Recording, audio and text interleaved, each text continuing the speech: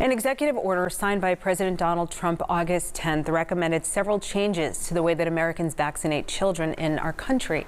Since then, more than 200 medical, health, and patient advocacy groups have released statements opposing that order.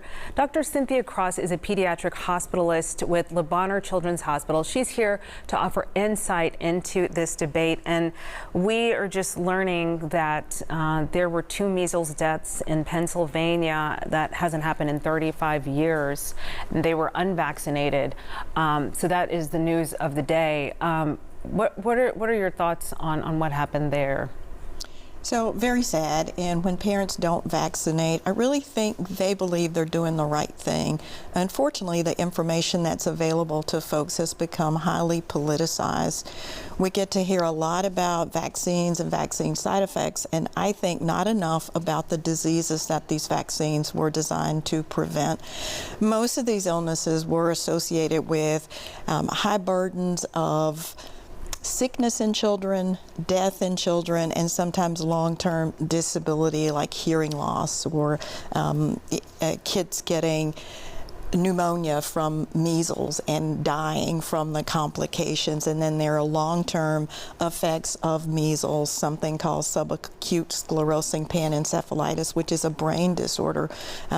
All these things are not talked about. What we hear about mainly are just the vaccines, and these vaccines were so successful at eradicating these diseases that not many people even know what the diseases were, and I think that's very sad. And you see, I mean, there are people like actress, is it Jenny Garth, who had a child who had a developmental issue, and so you'll see the faces of famous people coming out against vaccines. And so Jenny McCarthy, sorry. I mean, what, you know, and so can you just speak to the science versus just the science part of it? Yeah. So I guess a few years ago there was a flawed study that was released that said the vaccines caused autism, and that seemed to stick, even though later that was shown to be false information. It's been magnified, and we all know that misinformation can travel really quickly. There's no vetting now with what's out there on the internet. The science has kind of fallen away, and people are not trusting. And I say, if you have questions about why you should vaccinate your child, your best resource is your family doctor, your pediatrician, the nurse practitioner who looks after you. They have the science. At least be open to listening to why those vaccines are so important. And they're not just important for our children. There are vaccines for adults like me as well, who is in a high-risk group. I'm over 65 now, and I have asthma. I need the flu vaccine every year. Influenza killed 24,000 people last year. 160 or so of those were children. They didn't have to die.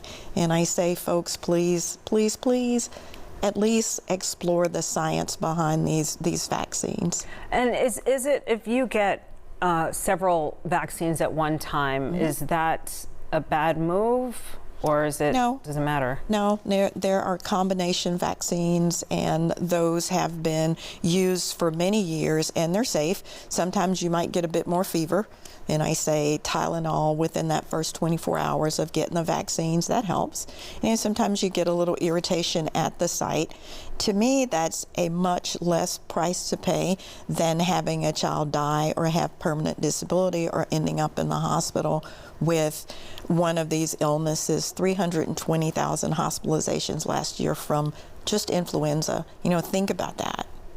It's interesting that you talked about that.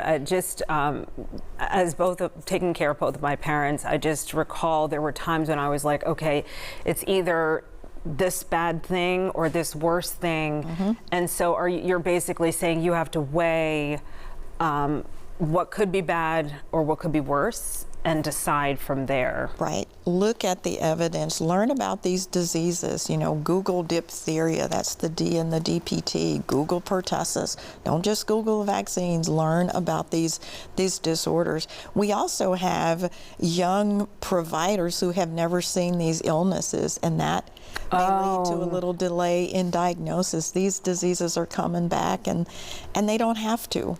So you mean right now, because the vaccines have held them at bay, that people don't know the symptoms, so there could be more, there are more cases out there, is what you think? There are potentially more cases, yes. Right, okay. Yeah.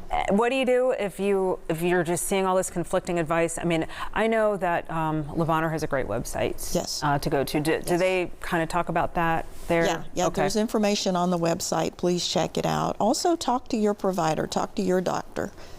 Okay, Yeah. Okay, lebanon.org.